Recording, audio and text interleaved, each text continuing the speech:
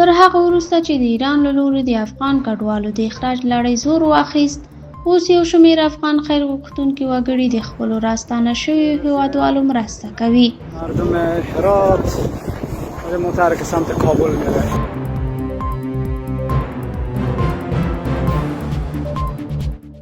په هرات ولایت کې خیریه بنسټونه د یو شمېر بنسټونو استازولۍ او ولسي رضاکاره خلک په دوامداره توګه تازه راستنېدونکو کډوالو ته د خوراک، څښاک او لنډمهالې سرپناه اسانتیاوې برابرې کړې دي.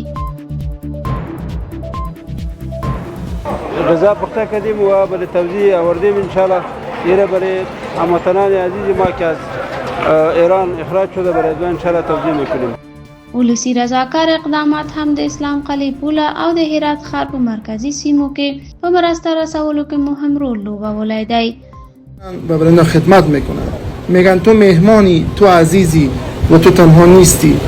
د طالبانو د کډوالو او راستنېدونکو چارو وزارت وایي چې په تیرو 19 ورځو کې له ایران څخه تر 5 میلیون ډیر افغان کډوال هېواد ته راستانه شوي دي.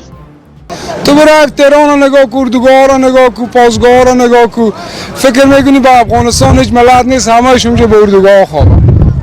دا وزارت زیاتوي چې د اسلام قلعه په پوله د ګرمو خوړو ویش، د روغتیایي مرکزونو جوړول، مخابراتي خدمات او اندیز ځمکو ویش د اړمنو کورنیو لپاره پیل شوي دي.